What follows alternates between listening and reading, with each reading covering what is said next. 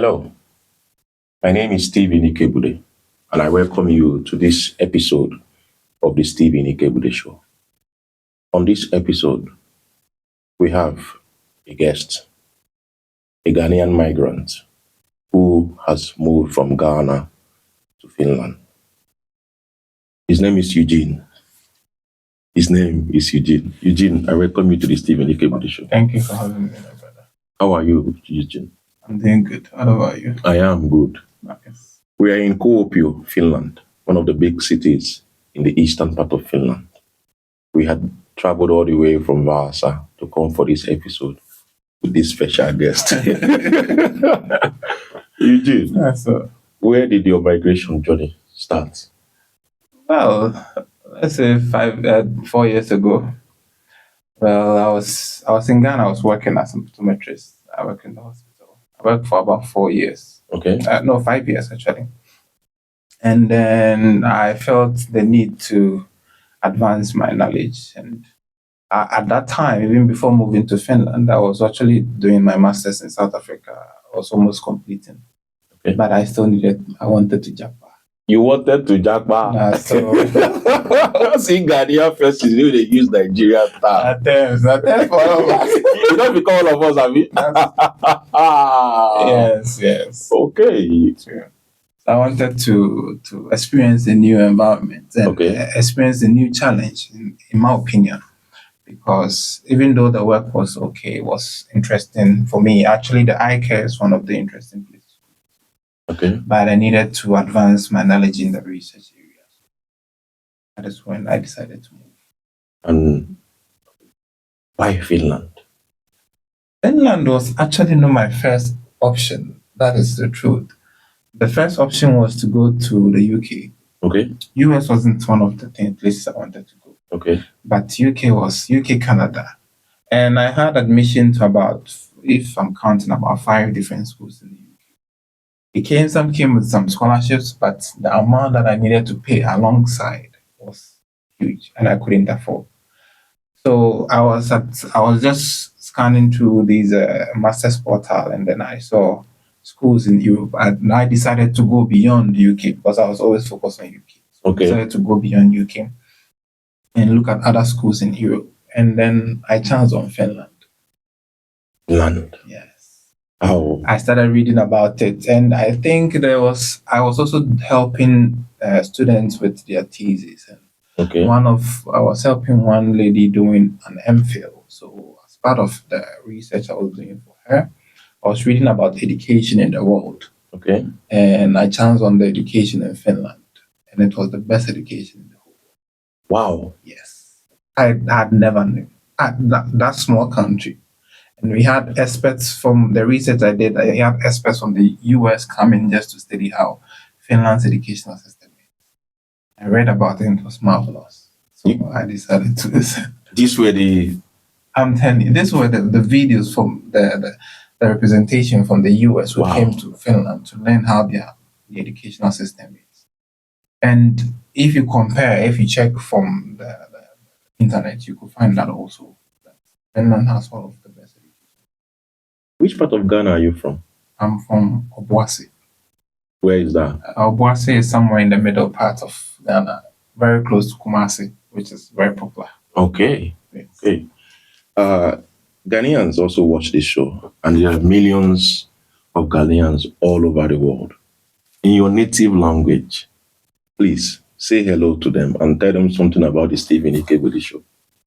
In the other form, meet Eugene, and me was Stephen Show. So na show yi na de ban say church nkofo na omohu senia abrabọ ne sitie ewa abrochi na kwan a uba bitimi atena na say obi bia beko intentem so na ohun o ma atena adada no experience omo na omo share abankofo sana show yi na de ban no obi anhwe sa show yi na onsua ade mfim. Thank you for that. You know, one of the reasons why I try to incorporate this into the show is to remind us of our ancestry, to remind us of our home country, and the identity that we carry along as migrants in our migration. It's one thing we didn't buy with money, and it's also one thing that we are not able to give away. Yes. So, in as much as we're discussing the stories and our lived experiences, it's also important to itemize and put out there that part of us that is very unique. Yeah. So, thank you for that. So now that you are in Finland, Yes. how many years have you lived here now? I've been in Finland for 4 years. You said you were doing master's program in South Africa. Was it Yes. online or? So at that time it was COVID. Okay. It was 2019, 2020. So Okay. it was COVID time. So I didn't need to travel to South Africa. Oh. So I was still working and I was doing my master's at the same time. Okay. So it was mostly online at that time. So I completed my thesis that I needed to do and then I submitted. And then, Congratulations. What was it? The that master? was master's in optometry. Oh, masters in optometry. That's a big one. Yeah. So in Ghana, we do doctor of optometry. Okay. And then I did master's in optometry in South Africa. I came here to do master's in public health. So you are a doctor? Yes. A medical doctor? So in the healthcare, ophthalmic eye care, we have 2 doctors in eye care. We Okay. have the ophthalmologist and optometrist. So it depends on the country. In Nigeria, Ghana, our level of optometry is at the level of a doctor. Wow. That's a doctor. I could begin to call you doctor. Sure. Well, in Ghana, that's how most of us we are called. That's good. That's good. And now you came to do what program here And in Finland, I came to do a master's in epidemiology, master's in public health epidemiology. Are you done? Yes, I'm done with masters. Congratulations. Thank you. Oh, Charlie, you just pack all the degrees. Tell us, moving here from Ghana as a student, is this the first country? Yes, this is the first country I moved out from Ghana. Is this the only country that you have lived in since you moved? Yes, this is the only country I've lived in. Tell us, how has the experience been for you? It has been educative, it has been shocking, it has been sad sometimes, and it has been happy sometimes. All the mixture, everything. Mixed bag. Everything. But it has been good. I've learned a lot. I've developed myself also a lot. Wow. I'll put it that way. Please give us instances. Let's start with the one that is most shocking. The most shocking was, I'll say, the weather. Yes, I knew Finland was cold, but at that time when I came in, it was. And I had an experience where the first time I actually experienced the cold to the highest extreme was when I went to Rovaniemi. And it was the first year that I was in Finland. I came in Finland in September. Yeah. In December, I went to Rovaniemi. The reason why I went to Rovaniemi was because, so I was with a friend, a Cameroonian friend who is actually in Germany. He lives in Germany. He was doing an exchange here. Okay. And he was like, oh, it's cold, so I should buy a car.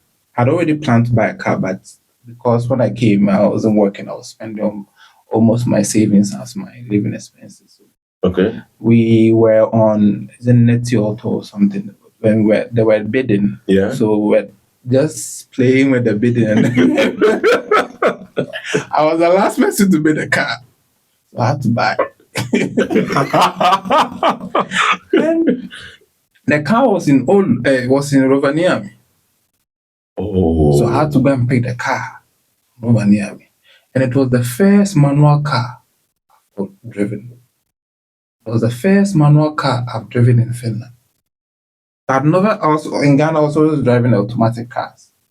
When I came here, I watched YouTube already I knew how to drive, so that one was easy for me. Yeah. But driving manual car, I drove it for the first time in Finland. Shit. And I drove it for the first time in snow. And the longest distance I've driven in Finland. The first time. All in one day. And it was, I would say it is the worst day I've experienced in Finland. I went to Rovaniemi somewhere. So I went to Helsinki and took a night train to Rovaniemi. So I got to Rovaniemi. Rovaniemi is in the northern part of Finland. And I got there around 10 a.m. The shock of the temperature change from Helsinki to Rovaniemi was too much. I removed my hands from my gloves and I couldn't feel my hands anymore. My phone was almost around 80%. You just take your phone out, it started going 60, 50. Right in your eyes. I'm telling you. The phone was so cold, the battery had to heat the phone, and then it was just dwindling my battery, just like that. And in Oulu, unlike somewhere like in Helsinki, where the English was a little bit quite good with some of the things, when I went to Rovaniemi, almost anybody was talking with has to speak only Finnish. And I was here only barely 2 months. So I had to look for this show, the place. It was, I think, Sakif, I've forgotten it. It's been a while. The car dealership shop. I couldn't find the place and go there. I went there. I started. I had my translator. Google Translator was my help. So I was trying to translate some few things. That okay, I bought this car. I'm coming to pick it. It was just difficult. So we had to use Google Translator just to communicate. And then I had the car and have to drive all the way from Rovaniemi to Kuopio. I spent the whole day on the road. Were you alone? Alone. Hey. First day to travel to Rovaniemi and have to drive from Rovaniemi to Kuopio. Manual car, first day driving a manual car. The way you mentioned the manual. Oh, boy, it was bad. And Google Map was the worst thing Google Map took me through the forest. Shit. I fell into the ditch twice. And this was somewhere around, it was December, so it get dark very quickly. And in the north, it's very, very quickly. So I fell into the ditch twice, somewhere around 7 p.m. I went there 8 a.m. I was leaving there around 7 p.m. So you can imagine how I suffered just to find a place and then to leave the place just to come. Hey. So around 6 p.m. I was in the ditch. The whole place was the Google Map will take you to the shortest route. Yes. Not the main road. It took me to the forest. Yes. And the whole place, the main road the road is there, but they had gutters around it. Yeah. And it was filled with snow. Yes. So I had no idea. So they're driving and my car will go inside. And when you fall into you can't go out. No. You vroom the car with it will turn, you can't go nowhere. So you have to call the towing car. Calling a towing car means that, and I'd driven past from Rovaniemi. So calling the towing car, and it was around Christmas. It was, I think, 21st December. So I got there on 22nd December. Calling, and it was a weekend. I think it was a Friday. So when I left Friday from Helsinki, so I got there on Saturday in Rovaniemi. So it was a weekend. And I remember I called a towing truck. And then they were like, okay, they were going to come in about 40 minutes. Okay. I had to stay in the car. And I was in the car. So people were crossing and they'll come and try. Well, they don't have anything to pull me out. So they'll come and... So they stopped? Yeah, some of them stopped. That's good. Yes. Because they were shocked that actually I was inside the ditch, because one woman was able to speak English. And then he was like, why did I even use this road? Because it's only those who know the road pass here. Should have used the main road. I was like, well, Google Map told me to pass here. Oh, Google Maps. So they came 40 minutes after. Oh, now and they didn't come on. So luckily I had, it was even past beyond 40 minutes. And then there was this guy with one, what do you call it?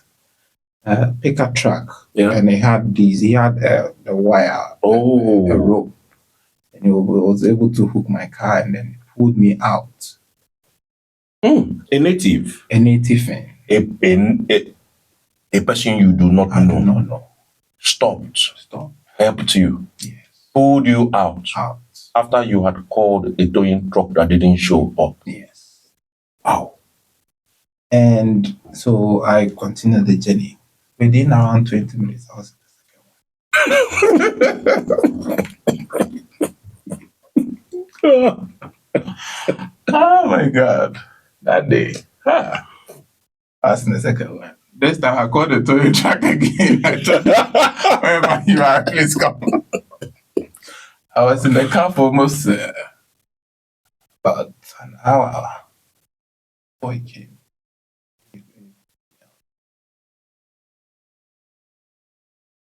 And if I remember, I bought the car somewhere like around 550 euros. Oh no, around 600 something, 650 euros.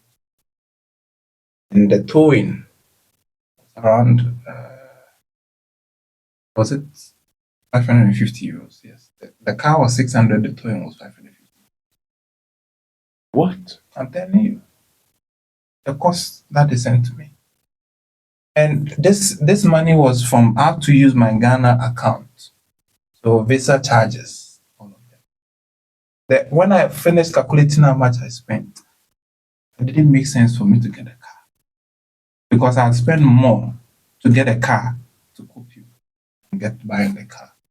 And that wasn't even the end of the story. Please go ahead.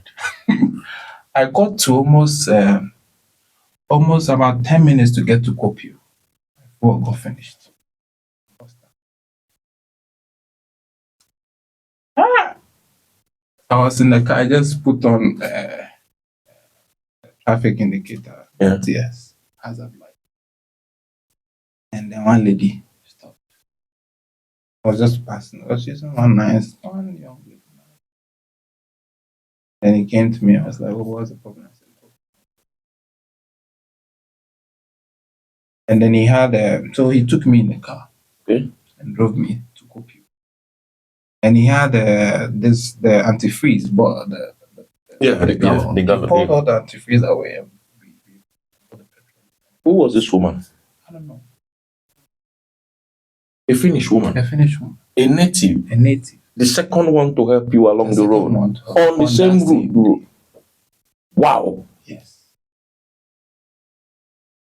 And then she helped me. So she waited for me to get the petrol, drove me back, filled the car, stood there, wait for me to start the car and make sure the car. I left even before her, actually. This was not a police officer. No. It wasn't her responsibility to do. No. He is not in charge of the road maintenance or safety. Just stop to help. Just someone going his own way.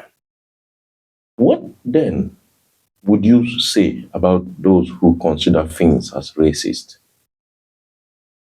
The racism, and in its context, it depends. I would say that per my experience, as I might put it, I've not had personal racism done to me in face. You have had love. That is it. You have had people give you their time, Yes. their help, Yes. their support, their care, Yes. even without knowing who you Without are. knowing. And that is not the first time I've actually had help from. When I came here, that's in the second day, I went out. When you come, you do video calls and all that. I didn't even know the bus system actually has a timing and all, and different buses. I just went out to explore. I went to explore. And then I was doing video call, not knowing my phone went off. I didn't know which bus to take back home. Eugene, don't go kill me. I just went to sit in one bus. And I noticed that this bus has been going too long. It doesn't stop anywhere where I know I have any idea where I am. So I decided to stop at where I started from. Oh my God. I got down at where I started from, and then I started asking people, please, I stay at this place, so do you know where it is? Some of them were like, I can't speak English. I had about 3 people I asked, and they were like, they don't speak English. And there was this couple, and they were with their bicycle. And I asked them, "Oh, I'm staying out here, but I don't know how to get to the place because police also I don't know how to get a bus and all that." So the house is just like 10 minutes from here. We can walk. They walked me to my house. Oh my God. That was the second day in Finland. And you got this love from native. You know, the point is, most people do not realize, you know, how much tolerant, supportive, Yes. you know, loving, accommodating that is native Finns are. You know, because there, there is a comment on one of the videos that we have on our channel on YouTube, and somebody left a comment there I think a few weeks ago. The episode of the video was I think we had a Zimbabwean lady, Gabriela. Somebody made a comment there, and the person was trying to champion a different narrative to the generality, you know, the generic implications that migrants have about Finns. And he said that even him that is married to a Finn, even him that came here from, he said he's an South African migrant, that he has more Finnish friends. Yeah, I think that's Man, it was a long, detailed comment, and he gave a different perspective that most people wouldn't have given. That he has even more friends and the Finnish wife. than even the Finnish wife, you know, and he's an African. He's from a black descent. So his own approach to I extended the invitation to him and possibly, but he said he's not a video person, and I respect that, you know. But now, calling from what he mentioned, you having these experiences, just from Rovaniemi to Kuopio, you had two natives stop for you to help you in a place where you had no family, no friends, no support system, and people that you didn't solicit it from were there. Did that make you love Finland the more? Exactly as you said. That is. So I came to Finland. Not even I had no idea that I was actually going to meet Ghanaians or any African here. I was just coming with an open mind, and that on my second day I had that experience, and within that about 2 months I had that second experience about the driving thing. So my opinion about Finns is a little bit different. They are open to accept people. They are open to help. And they are shy though to come out, but some of them are open to do it even without you approaching them. And my experience with working with some of them, I get to see that when they feel comfortable, they will go all in out to help you. Thank you for mentioning that. So you finally got home from Rovaniemi. How many hours trip was it when you put the numbers together? The whole day.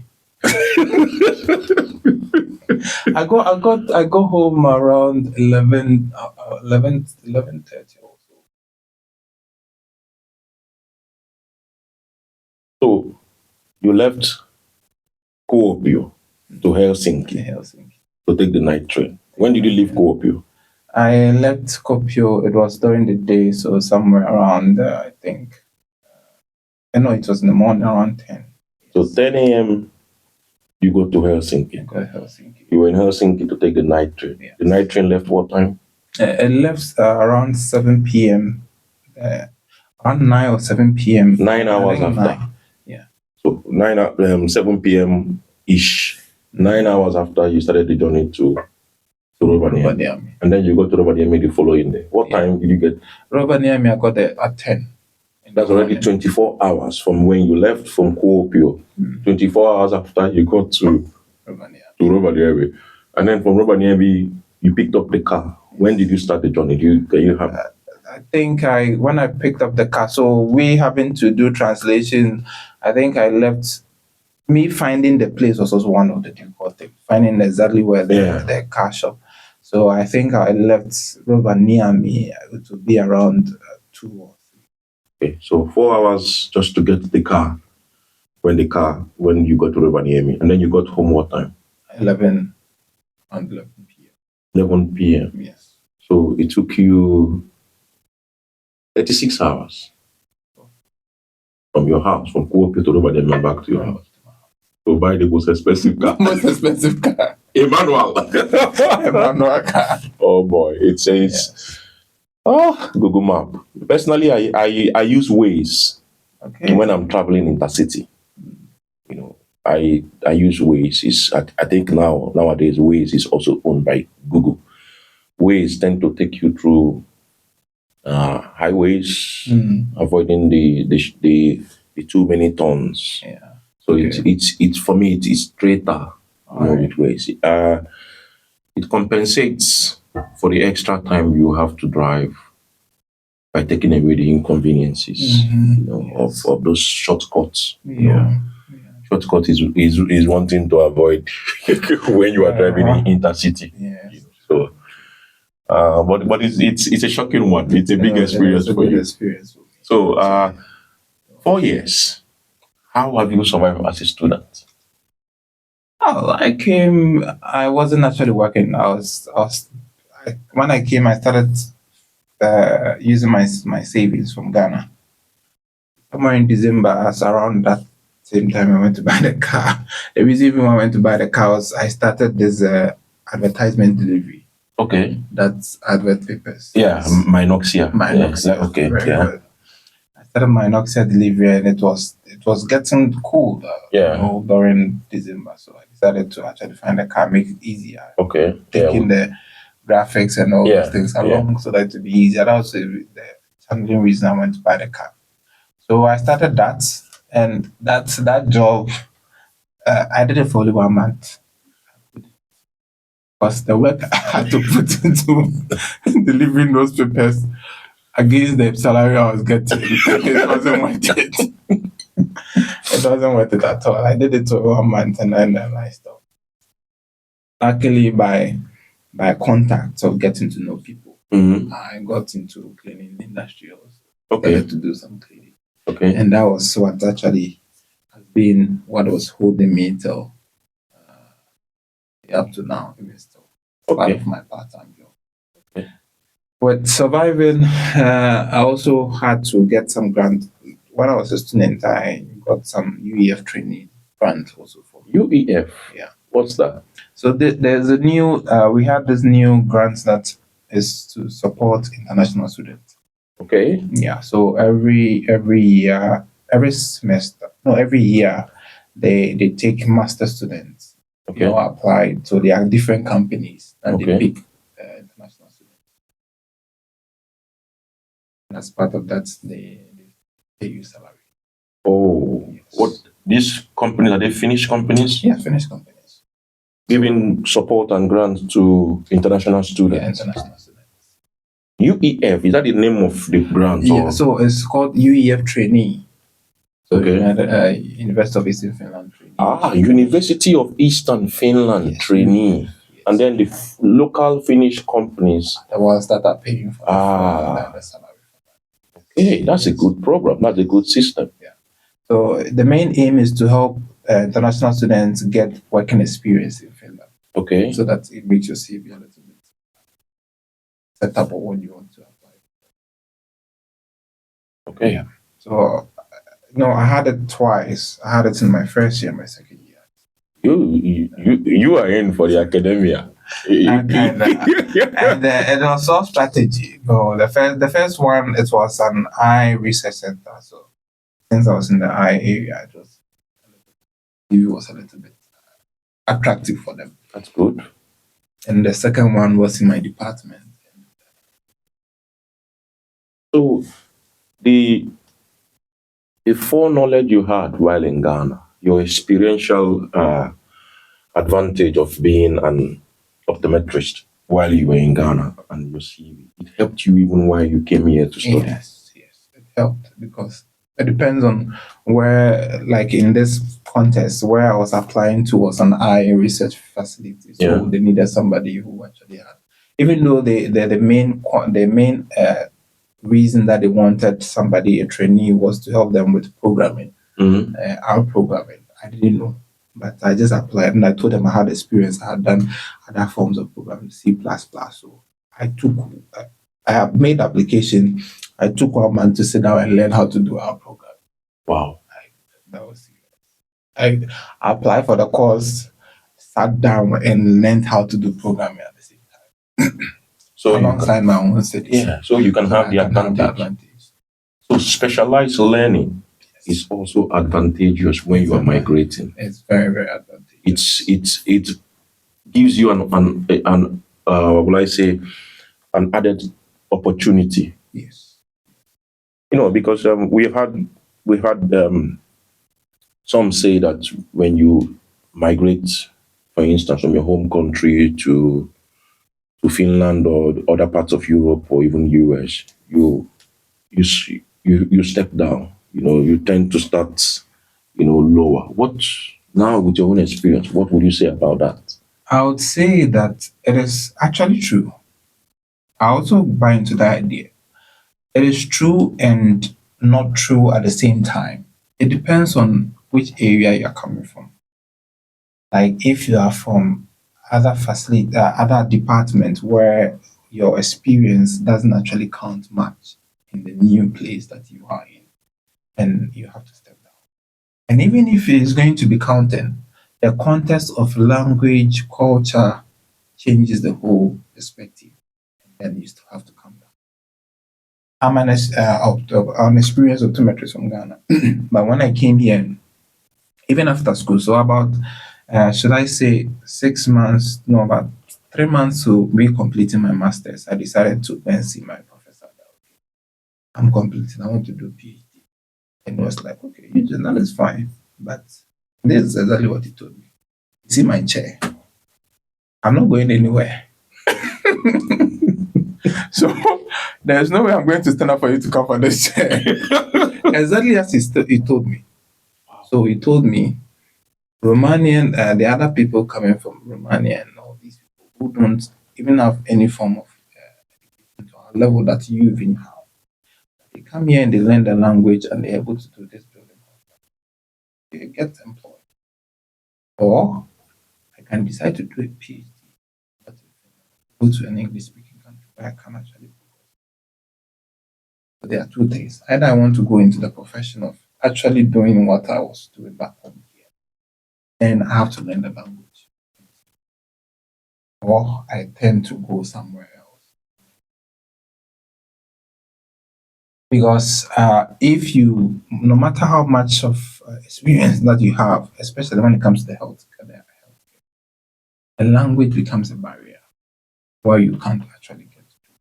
So to survive, you need to calm down, leave your certificate. When I was in my, after realizing doing the newspaper delivery, when I started cleaning, I made a decision that okay, I know I'm a doctor there, but that is for now. Calm down, start all over again. I building the experience, building the knowledge that I need to survive in this country. Because to me, is to survive in Europe, you need to calculate.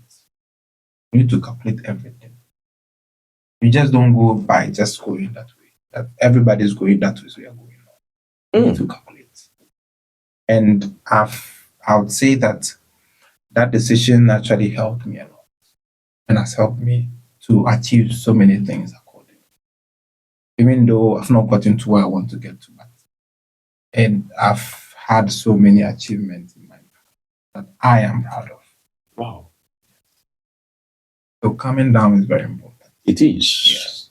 And how did you feel when that professor told you these two options? Go somewhere else or learn these ways to survive here. Was that an eye opener for you? Yes, coming from him, I felt that it was an important message he was trying to give to us. And he wasn't the only professor. There was another professor who also told me that we shouldn't be afraid. Even though you can do PhD anytime you want to do it. Finland PhD is free. You can do it anytime. Find work, settle down. So that was the second professor that told me that, and I felt that okay, there's something important. So they were not encouraging you to rack up the certification or the study without having real use. Very good. Because I would say that you have to have a reason to do that.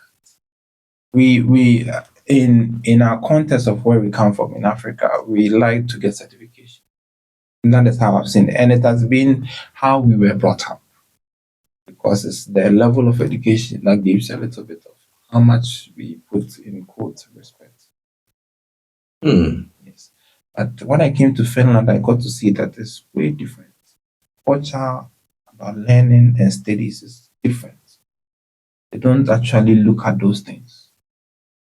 It's about what can you do. About what can you do, Yes. not the Not the certificate, certificates, not the titles, not the title.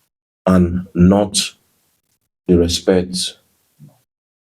What can you do? And then what can you do also has a little bit of the law back in it. What can you do in the light of the law?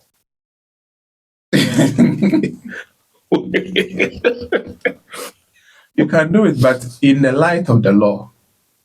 What can you do in the light of the law? Wow. So you didn't take it personal. You didn't No. take it as a negative feedback. You didn't see it as something that has to do with your personality or skin color. Yeah. You saw it as a reality check, Yes. and it has enhanced you in your growth in Finland. Yes. Whew.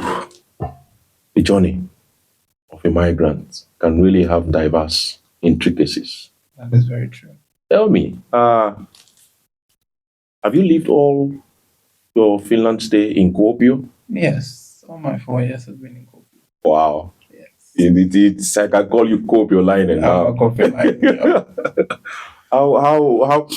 How was it like living? Is Kuopio bigger than the city you moved from Ghana from? In Obuasi, I would estimate that Obuasi is bigger than here. How was it then moving from a bigger city to a small one? Yes, it was challenging. In fact, when I got to Finland, I think uh, after staying for about 2 months, 2 months. Yes, I think in November, I decided I wanted to go back. Huh? Yes, because I was wondering why I came. Actually, that now I got a reality check very quickly. That why did I leave my big bed? Now I'm living on this bed. Now, when uh, I go out to shop to the Prisma or any of these shopping centers, I used to check the price and I convert it to Ghana cedis. Now, and this one. And it is. I'll say it is a journey, and we get to different points. At that point, I felt like it wasn't worth it for me to be here. I was doing very well in Ghana, so why should I come here and have kind of burden in that regard? And of course, in Ghana, we have, in Africa, we have this community where we enjoy ourselves, and we had this people always to communicate. Yes, yes. And I was in Finland, I was in my room always. I'm Alone? not in school, I'm in my room always alone. There's nobody to talk with, basically, to have that kind of joy where you can go to somebody's house, let's talk or let's have fun. So that experience, that change was very shocking. I had to take a lot of thinking. I got fine. This thing is so if somebody is having it when you have moved, is getting depressed for some time is actually part of it. You would be. It's not that it's good, but it is if you are experiencing it, know that you are not the only person that has It's normal. it's seemingly becoming normal when you move, because the challenges that sometimes you face at the very few months that you're in a new country sometimes overwhelms. Because when we are coming, we come with some goals, we come with some dreams that we think, okay, the place you are going to is going to provide. When I was coming, I was thinking that okay, in Finland at least there's going to be some English speaking level where I can actually maneuver around. And with my experience, perhaps I go and tell them that okay, I want to do some small jobs and I can get. Yes. But it wasn't so. Change the whole perspective, I think. So everything that you had in mind, your aspirations, plans, none of them fit in the moment you got here. The moment I got here, so I had to redraft.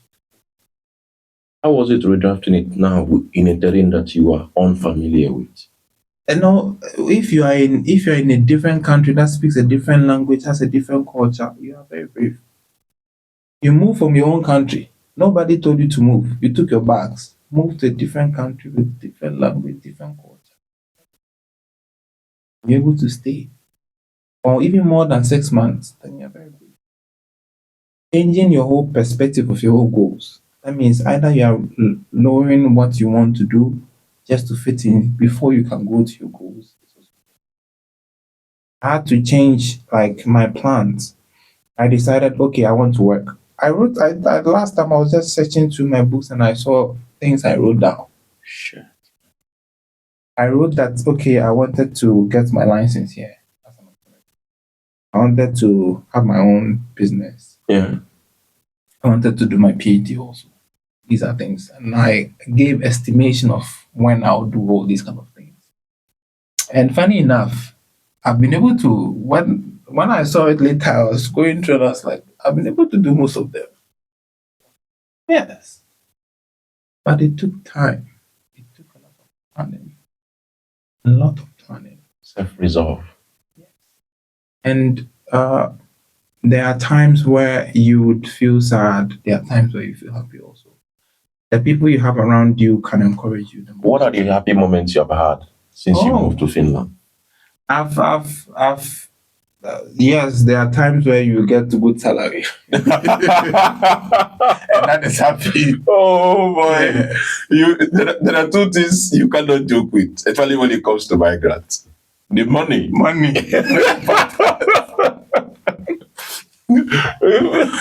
Please go ahead with your story. I will tell you the second one during the show, so stay tuned. Yes, when you get money, that one is important. Oh, I remember I went to, since I came, I've gone to Ghana twice. Okay. Yes. And I was telling a friend that, okay, here it's a little bit hard. And he was like, oh, you've really done well. See, people have traveled outside and they've never come back home. Come to Ghana twice. You didn't even come that you come to do anything. You just came because you were tired. You needed a change of environment. Wow. Yes. Somebody told you this? Yes. Somebody in Ghana or Somebody in Ghana. I was like, this place was hard actually. I was thinking of moving out. And I was like, no, you actually surviving very well. To be able to book tickets and come to Ghana twice. Not that you were coming to do something important. I actually I went to Ghana those 2 times to do nothing important because I was depressed. Okay. I think the first time I had worked so much and I was tired. I needed a change of environment. I just went home just to have fun. how many weeks were you? I went for 10 days. It was 9 days actually. This is one of the culture that Finnish people have. To take a break. 10 days on the hard way. It is, I've had interaction with Finnish people and then they work within what they need. That is all. They don't go beyond. And I had one Finnish flatmate, and then there was a time he saw my bank account and he was like, and I was like, okay, and I said, okay, this is my savings, so I'm saving for, we need to renew our permits and we need to have money in the account. And he saw my savings, I was like, okay, you have the savings, then now he also start working. I was like, it's not necessary because me, I need it to do other things. Perhaps you get support and all that. Does the support system make things not work? If I'm supposed to make a general session about how Finland and Europe actually is, the country was made so that it makes people feel comfortable. They are natives to feel comfortable. But we came in and we are overworking. So it makes it that we do more. But they are actually in the comfort zone by, okay, you from childhood, of course, you don't pay school fees, not that you get fund, you get color support, and if you get to students level, you can get student benefits and all that. So that is how the system was planned. Yeah. So it's not necessarily that they are lazy, but that is how it was planned to make them feel that comfort. And not overwork. Not overwork. So they can have time for other things Other in life. things in life. We ask how many Africans actually go on vacation. How many Africans have hobby? I did an internship in the eye clinic, and they were asking me my hobby. Watching movie. And every weekend they ask me, so what are you doing for this weekend? I have nothing to do. I'll go to work afterwards. I'm going to watch movie and that is all. Because after my work, I'm tired. I don't need to do any other hobby. And they have something to do every other week. Why do we not have hobbies? We were not trained that way. Our hobby is like, okay, we'll go and play ball. Apart from that, what else? And I think also, in what I've seen is that they incorporate into them the need for hobby and other relaxation activities. For recreational purposes. Because the body is not built to only work. So you went to Ghana twice. Yes.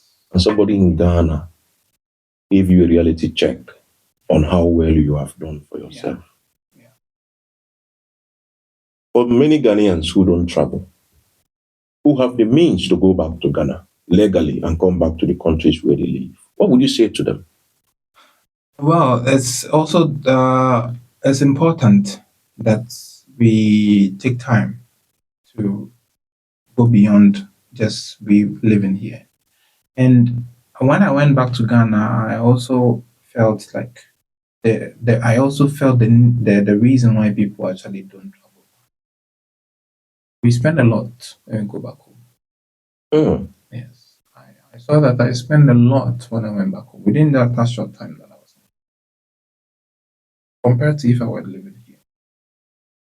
And it's partly because the system here works such that it helps you to not overspend.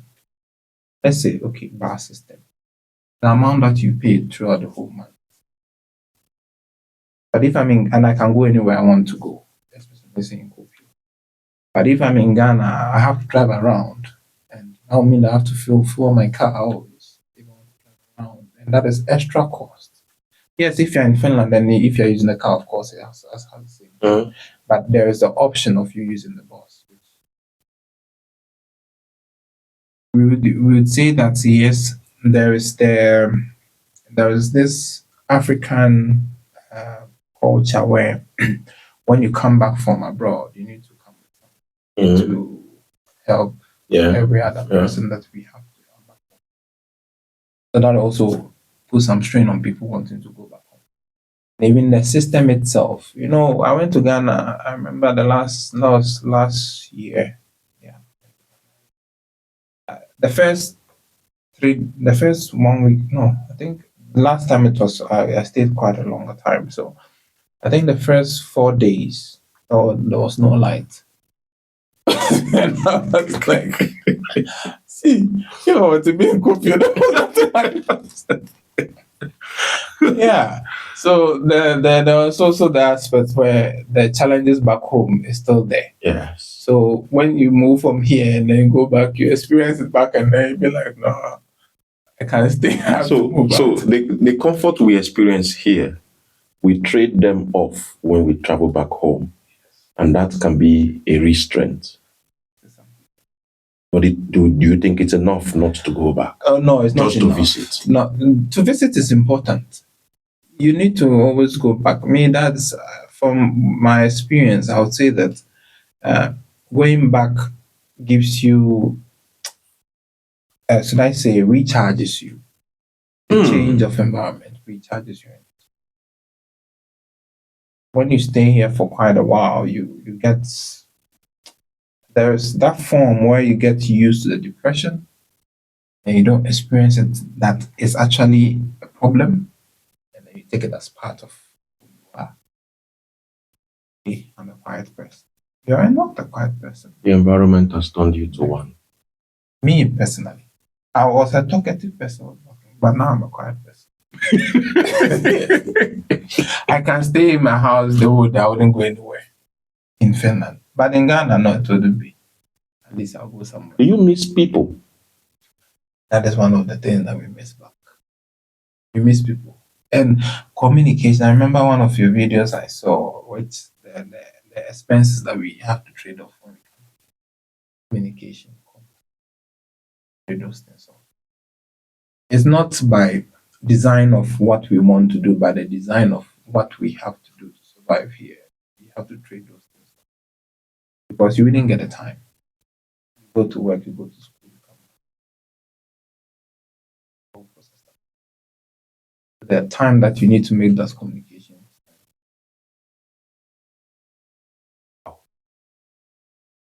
You've had your shocking moments. You've had the culture shock.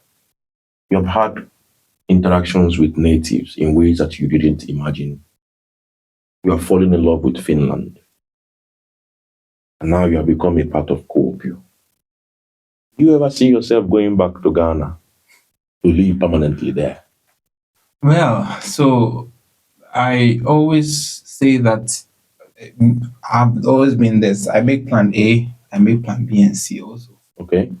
So if I am supposed to go back to Ghana, one of the things that you need, of course, you can go back and work as an optometrist. You want to go back and settle. Maybe you've lived there for some time and then you want to go back because of. I remember I in my clinic, and then I was telling some of the staff that, after pension I'll have to go back. I wouldn't stay here. So you work here, pay the whole, you pay pension, or you pay all that the amount, and then you leave. Okay, leave. You will enjoy your money. Leave and we will enjoy your money. That friend told me. So well, it's depends. It's not only you that will make that decision. If it comes to only you, perhaps you can decide what you want. But you have to also take the context of if you make a family and all that. Okay. You wouldn't be the only person to make that decision. True. It's a good contextualization that you have given to it, and an important one to that effect. In a nutshell, just for the sake of those who are watching from back home or from different parts of the world, if you are to make a wish, what will be the wish you would make, even in Finland, that you would want to come true right now? Perhaps I'll be extra fluent in Finnish language. It's the extraordinary one. We are going to take a short break. We're going to continue with Eugene when we come back. Thank you, and stay tuned to us. See you on the other side. Thank you. Eugene, thank you.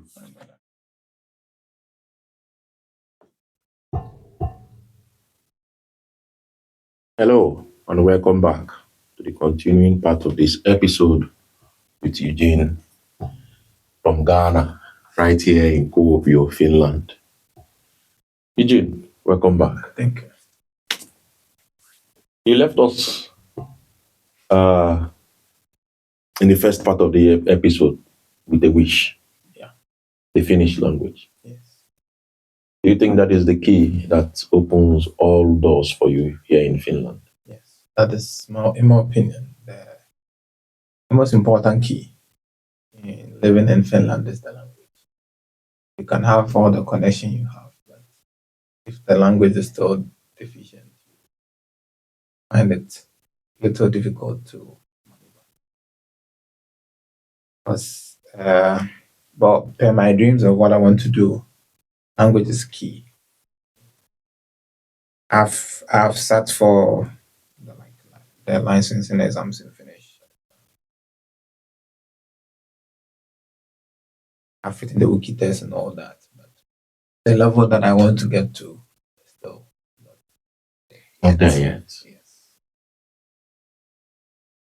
That's a big, so it's a big wish.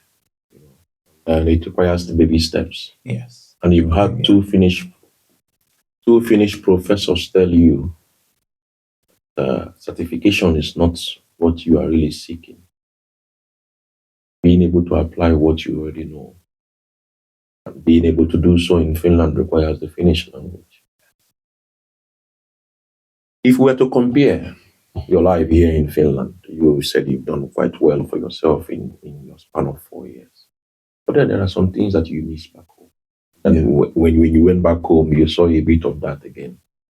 Finland has turned you into a quiet, more or less like a, will I say, conservative person. You don't talk that much anymore. Yeah. Can you give us a comparative analysis of the two worlds that you have been? Living in Finland, you become busy. You don't have time because you go to work, you study. Then, like you said, you cook and, and then you sleep. 24 hours is gone. You know, and but you've had growth faster than you even thought you were going to even have from your own assessment. But in Ghana, you could just wake, like you said, you could just leave your house. You can't be in your house 24 hours. And then you are able to go out and meet people. You don't need to book appointments with them or stuff like that. So you have people. But here you miss the people. What is it like having people over there? But you have more social life and community. And here in Finland, you have work. You're more alone and indoor. How? You miss real. I said this. You'd always miss home, and you miss what comes with it. But also, you have to also decide where you define home. That the perspective of home changes when you move outside the country. One thing that I sometimes tell myself is, where do I spend most? Would I spend most of my life compared to now? From now onwards, not what I've already spent. So if I'm in Finland and I'll spend most of my life here in Finland, then I have to grow most here, most of the things that I need here. If it's back home, I'll spend most of my time then. For the people, it is true that we miss what actually makes we Africans back home. Because the community and all that actually. That is the culture that they have. It is about adaptation. Adapt to people and their culture. You would always be lingering between decisions. Do you think that's a problem that most migrants have? Not being able to place themselves in one place at a time. Not being able to make that decision is very difficult. And making the decision is also very difficult. Because without deciding that, okay, I'm not going back, I'm staying here, that is when you tend to adapt to get used to it. But if you are always looking back as to the things that are back home, you would always be lingering as to where to place yourself. Have you had any kind of experience in such a way that you were trying to hold on to home while you were living here and it backfired? Of course, yes. In the regards of progress, growth, before I came, that was at the beginning side. I was looking at, okay, how much of growth I could have made in other perspective, not the whole full picture. So maybe you say, okay, you would have By now, you'd have given birth to three or three. Okay. But if you were back home, you Yeah. got married, and but here you get always busy with other things, so you tend to rechange how you want your food to go. That is some of the things that I'll say.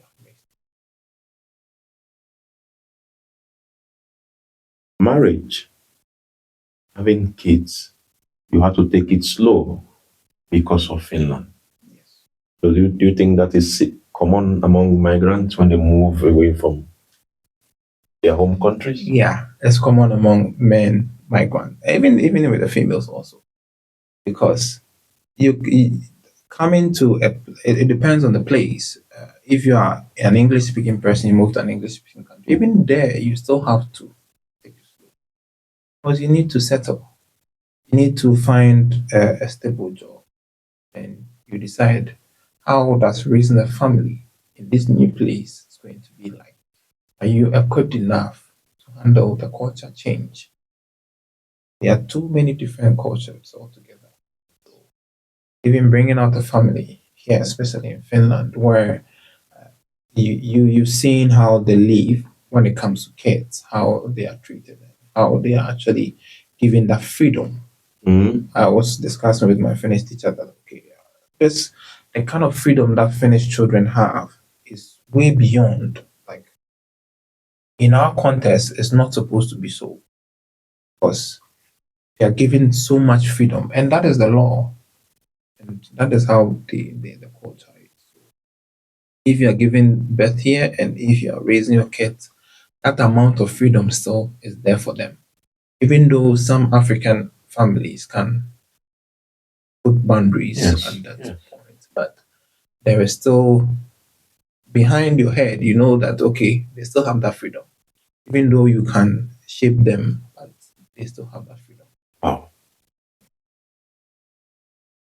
So if having seen all of this, the different worlds, the cost you have had to pay to be able to grow here, and things that you have left behind in Ghana, are you more for living in Finland, or right now are you more in the hope of going back to Ghana? As it stands now, today, it will be that I'll still be living here in Finland Okay. because the growth that perhaps my goals that I'm actually building up, it still needs me to be in Finland. Do you think of migrating somewhere else, English speaking country? English speaking country, as it stands now, I'm not sure I would move. If I would move back, then I'm going back home. Ooh. Yes, of course, opportunity will come that I can move by virtue of work Okay. because I would want to retire as a lecturer. So by virtue of that, I can move to other countries just to learn. Okay. That can happen. Not just jackpot again Not from. jackpot again to West. I have had that opportunity, especially to the UK. I've had that opportunity two or three times. And But you don't want to repeat. the thought of you going to start all over again and the thought of the difference between that place and this. Yes, language is one of them. Apart from that, you still start. And you think about it, how much effort you need to start all over. It's very important to think about. To think about the cost and your age. It's very important because going to start all over again in another country is a lot. You perhaps now you are settled a little bit here that you can manage to have grow. By going to a different country, you have to start all over again. Start a new culture altogether. And there was this saying that I remember one of our Ghanaian patrons was saying that if you've lived in Finland for more than 3 years, going to another country, you never stay. You come back. A Ghanaian patron said it. Yes. Right here in Finland. Yes. Do you belong to the Ghanaian community? Yes. We have a Ghanaian community association in Kuopio. Even in Kuopio? Yeah. How big is it? Currently, we are quite a handful, but it's growing. Okay. Especially this year, we had quite a number. And in general, in Finland, what is the size of the Ghanaian community? I can't estimate, but at least within this couple of 2 years, we estimate that there has been. Do you guys have festivals or We don't. events that socially connect all of you in one location at a time? Not really, because the main Ghanaian, if I'm correct, the main Ghanaian association recently we've Okay. not had any general celebration. Okay. I know the Ghanaians in Vasa tend to have this summer picnics occasionally. Those picnic, Christmas, those things we do also Okay. here in Kuopio. Okay, you do, yes. Yeah, we do Okay, here that's in good. Kuopio. Yes, That's good. it has been a tradition since I came. That's very good. Yes. Slowly it helps us. You guys make banku. Oh yes, Baku. Those are the events that you don't want to miss, because that's when you get to eat only African and Tradition, Ghanaian yeah. foods. Yes. Yeah, the traditional All of them. cuisines. The Yes. wache, the gobe, the banku fufu, I love it. There was one time I visited a Ghanaian friend. His name is Divine. Divine lives in Vasa. He has been quite close to my family. Very very focused guy. I visited him when he had a child, and he made one African Ghanaian. I don't know if it is soup and swallow. Okay, no. And then he presented it to, because I went with my girls, Okay. to visit him. So, and he presented it in this traditionally made Ghanaian pot. We call it ayawa. Yes, I was like, oh, Divine, I know you're going to see this. Man, that day you did on that day, no, it was nice, and my girls loved it. I went with my two daughters, and they've never had that kind of experience. I mean, that kind of traditionally served food in a traditional way. So Yeah. these small things, reminds us of our culture, ancestry, and heritage. Yeah. I picked this from one pastor, one Nigerian pastor. I can't remember his name now, but I say it often. You cannot teach a child and leave a child with inheritance when you have not taught them heritage. If you have not shown the child Yeah. those identities that makes up your fiber, the inheritance will not mean anything. It would, Sure. it should be discarded. Yeah. So I take the pain sometimes having them around me when I go in places that I know I would find my kind, people who remind me of where I come from. And even the Finns encourage, even in schools, even in the Finnish schools, they encourage that we speak our native language to our children, Yeah. because it helps them to develop, and reminds them of culture and diversity. So you guys have that here in Kuopio too. That's good. That's good. Yeah. That's a good one. And so, in a nutshell, you belong to the Ghanaian community. So that way you are slowly serving the Ghanaian people and community that you miss back home. Yes. Do you recommend people from Ghana or any part of the world to come to Finland for education or whatever opportunities they seek? Yeah. So my sister my sister always says that in Ghanaian language we say obiani niti. It means that everybody has his own head. So it's different for everybody. Yes. So even if your experience might be bad, somebody's experience might not be bad. If True. your experience is good, somebody's experience might not be good. True. But it all comes down to your goal. I had a friend, a Nigerian friend actually. He was in the UK. We are both serving as OPAL. We are representations for Africa for the World Council of Optometry. And then I was in Finland, he was in the UK. And then he told me that, okay, he has had admission here in Finland. So thinking of moving from the UK to Finland. I was like, wow. And he was like, okay, his main purpose to move is because he wants. Okay. Okay, but you can work in the UK as an optometrist. It's easy for that way. So everybody has the reason why they move. Some come because of that. Some also come because they want to advance. If that is the case, of course, Finland has a very good education. Develop yourself. It gives you the room to do whatever you want. That is one thing that I've learned when I came here. For their system opens up, you can study beyond even what you want to study. And even after school, like if you're doing a master's, you have 2 years extra just to study anything you want to study. It is a good place if you're coming in for that. But there is currently, it used not to be so. If I compare when I came, things change, the system changed, the laws change, so it makes it a little bit challenging. Coming in and staying in if you don't have enough funds or if you don't prepare enough before coming.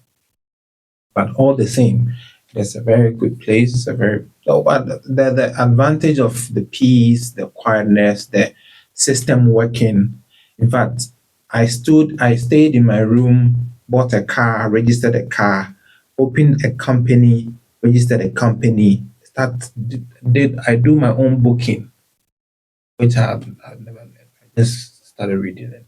I know how to do my own bookkeeping, do all my taxes, all of them on my own, just by sitting by the computer.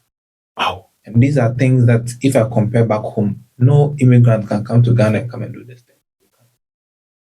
But here, you can do that. That shows that the system is working. And you buy a car, you can register it that same day. Everything, you get everything done in that same day, just by sitting by the computer.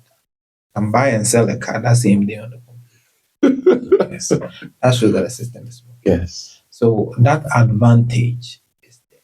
If that is what you're looking for, it's better. But there's also the other challenge where you need to think about that you have to learn language to grow. If you really want to grow and live comfortably, you need to also put in the forethought that, okay, when I come, I have to put in the extra. Then you can have so many possibilities. So many possibilities. Without that, you join the line of the normals.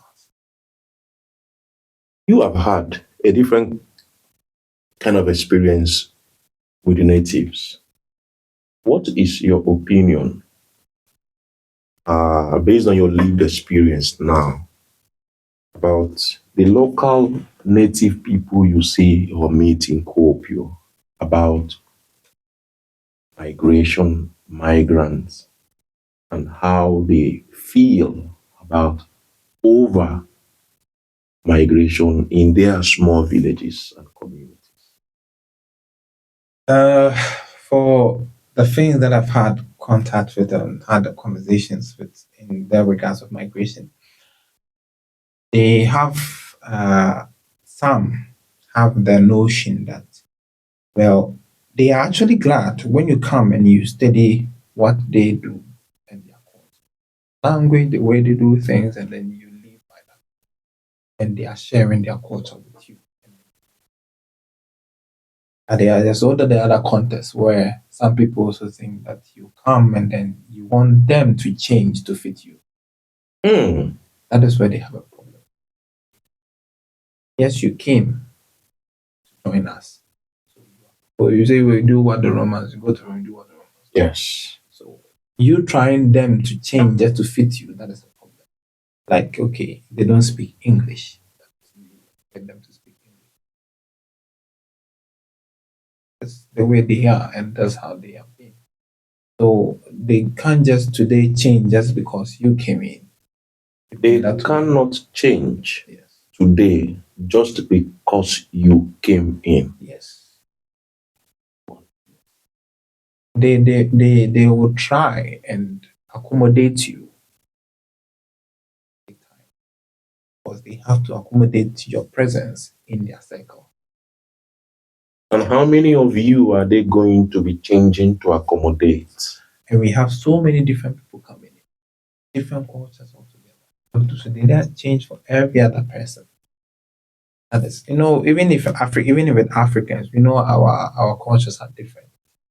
So it's not easy. They can't change it for every, and we don't have only Africans here. We have other peoples from Philippines and other countries who are coming in. They can't change for everybody. You have to be the one to make that sacrifice into their system. So if you do that, they accept you so much. If you want them to change, from what they have told me, they tend to enjoy that you want to accept them. You forcing them to change.